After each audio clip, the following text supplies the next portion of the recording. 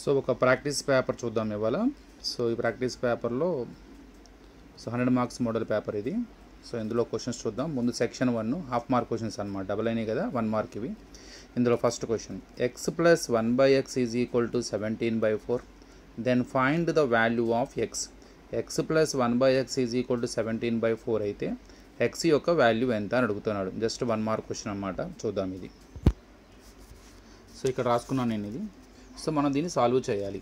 X value find out చేయమన్నా, simplify అన్నా, find the value of X అన్నా, solve అన్నా, ఏదన్నా ఒకటి ఎక్స్కి వాల్యూ ఫైండ్ అవుట్ చేయటం. ఇది చూడంగానే మనకు రావాల్సిన ఫస్ట్ థాట్ ఏంటి? సో దీన్ని సింప్లిఫై చేయటం అంటే రెండు ఫ్రాక్షన్స్ ఎడిషన్ ఫామ్లో ఉన్నాయి కాబట్టి ఎల్సిఎం చేయాలి. 1కి ఎక్స్కి LCM, 1 into X, x LCM. వీటి ప్రొడక్ట్ ఎల్సిఎం వచ్చింది కాబట్టి shortcut LCM cross multiplication. X into X, X square, అది ఇక్కడ వేసుకోవాలి. తర్వాత 1 1s are 1, so is equal to 17/4. So ఇక్కడ ఎక్స్ స్క్వేర్ 1 ప్లస్ చేయలేము, అవి లైక్ టర్మ్స్ కాదు. అలానే ఎక్స్ని క్యాన్సిల్ చేయలేము, ఎందుకంటే న్యూమరేటర్లో టర్మ్స్ ఎడిషన్ ఫామ్లో ఉన్నాయి. అదే మల్టిప్లికేషన్ ఫామ్లో ఉంటే క్యాన్సిల్ చేసుకోవచ్చు. ఇంకా ఎల్హెచ్ఎస్లో ఏమీ చేయలేము. ఇక ఏమైనా చేస్తే ట్రాన్స్పోజింగ్ చేయాలి. సో ఇటు ఫ్రాక్షన్ ఉంది కాబట్టి మళ్ళీ నేను క్రాస్ మల్టిప్లికేషన్స్ చేస్తున్నాను అనమాట. Let us start with x square. 4 into ఇది x square plus 1. X square plus 1 ఒక బైనామియల్ కాబట్టి, ఒక ఎక్స్ప్రెషన్ కాబట్టి బ్రాకెట్లో మెన్షన్ చేయండి. ఇది డైరెక్ట్గా మల్టిప్లై చేయొచ్చు. 17 ఇంటూ ఎక్స్, 17x. ఇప్పుడు దీన్ని 4ని లోపల ఉన్న ఈ రెండు టర్మ్స్తో మల్టిప్లై చేద్దాం. 4 into X square, 4x square. తర్వాత 4 1s are 4. ఈ ఈజ్ ఈక్వల్ టు అవతల ఉన్న 17x కూడా ఇటు వస్తే మైనస్ అవుతుంది. -17x is equal to 0. So ఇప్పుడు ఆర్డర్ రాద్దాం, ఎందుకని ఎక్స్ స్క్వేర్ టర్మ్ తర్వాత ఎక్స్ టర్మ్ రావాలి, చివరిలో కాన్స్టెంట్ ఉండాలి. 4x స్క్వేర్ -17x, ఇక్కడ +4 ఈజ్ ఈక్వల్ టు 0. ఇప్పుడు ఎప్పుడైతే మనం టర్మ్స్ని ఆర్డర్లో రాసామో ఇది క్లియర్గా ax square plus bx plus c is equal to 0. So quadratic equation form వచ్చేసేసింది. సో ఈ క్వాడ్రాటిక్ ఈక్వేషన్ని సాల్వ్ చేస్తే ఎక్స్ వాల్యూ వస్తుంది. ఒక క్వాడ్రాటిక్ ఈక్వేషన్ని సాల్వ్ చేయడానికి ఫ్యాక్టరైజేషన్ మెథడ్ కానీ క్వాడ్రాటిక్ ఫామ్లా ఉంటుంది. -b + or -√b² - 4ac/2a, లేదా complete in the square method. Complete in the square method ద్వారానే ఈ ఫార్ములా వచ్చింది కాబట్టి సో చేస్తే ఫ్యాక్టరైజేషన్ మెథడ్ అన్నా చేయాలి, లేదు ఈ ఫార్ములా సహాయంతో ఎక్స్ వాల్యూ ఫైండ్ అవుట్ చేయాలి. ఇక్కడ నేను ఫ్యాక్టరైజేషన్ చేస్తున్నాను. చూడండి, 4x స్క్వేర్ -17x + 4 = 0.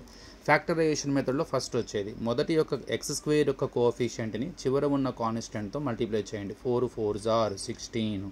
సో సింబల్తో సహా కూడా చేసుకోవచ్చు. 4 ఇంటూ +4 అన్నమాట, 16, అది మన ఇష్టం. 4 4s are 16. సో అక్కడ ఏ సింబల్ లేకపోతే ప్లస్ఏ కదా ఉంది, ప్లస్ అన్నమాట. దీనిపైన ఏం చేస్తారంటే ఎప్పుడు MUL అని రాయండి, అంటే మల్టిప్లికేషన్ అని. దీని పక్కన బ్రాకెట్లో మిడిల్ కోఎఫిషియంట్ ఎక్స్ టర్మ్ యొక్క కోఎఫిషియంట్ని సింబల్తో సహా రాసుకోండి, -17. సో ఇక్కడ ఈ 16 మల్టిప్లై చేస్తే ఎంత రావాలి, 16 వచ్చింది. ఈ 16కి సింబల్ చూసి +16 అయితేనేమో దీనిపైన యాడ్ అని రాయండి. అదే మైనస్ కనుక వస్తే సబ్ట్రాక్షన్ అని రాయండి. లేదు ఇంకో ట్రిక్ కూడా ఉంది. క్వాడ్రాటిక్ ఈక్వేషన్కి కాన్స్టెంట్ యొక్క సింబల్ ప్లస్ గనక అయితే దీని బ్రాకెట్ దానిపైన యాడ్ అని పెట్టండి.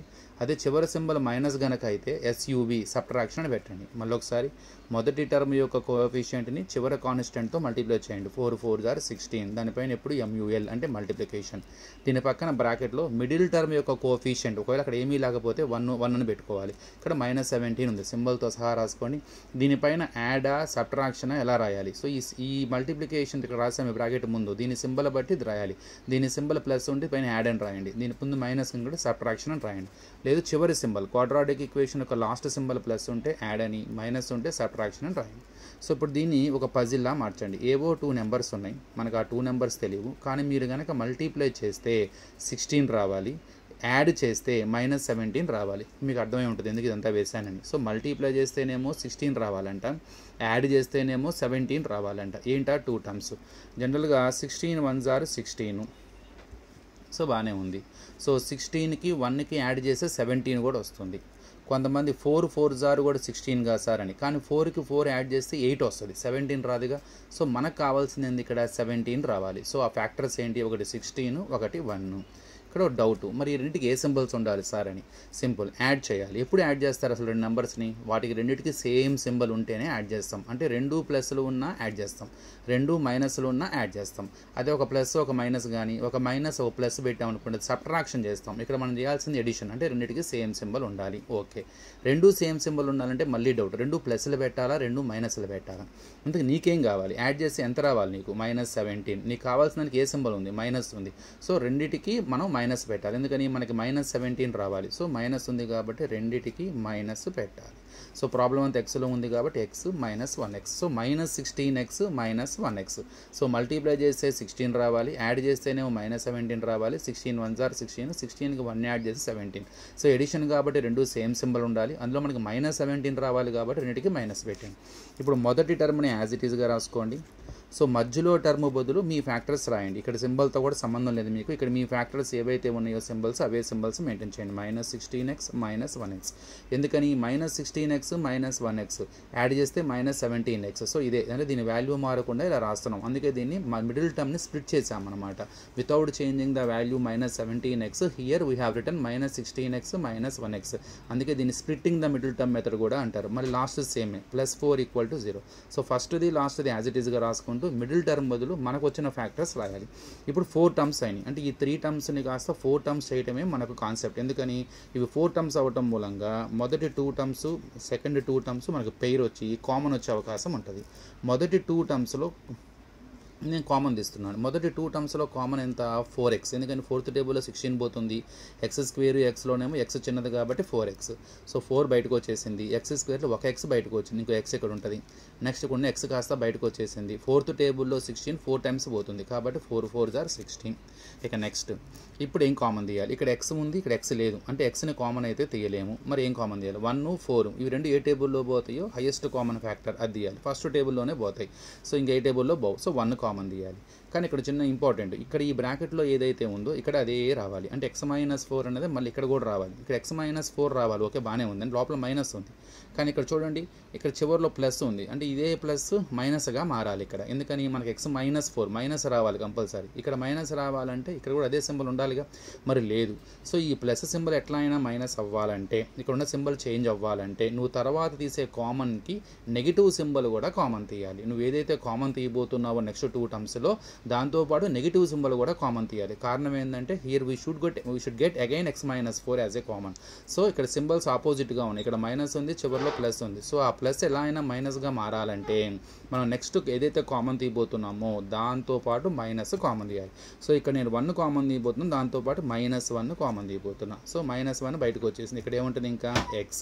సో ఈ మైనస్ సింబల్ ఏదైతే మనం కామన్ తీసామో ఈ మైనస్ కామన్ తీయటం మూలంగా ఈ ప్లస్ సింబల్ కాస్త ఏమైపోద్ది? మైనస్ అవుతుంది. ఎందుకని అప్పుడే కదా మైనస్ ఇంటూ మైనస్ ప్లస్.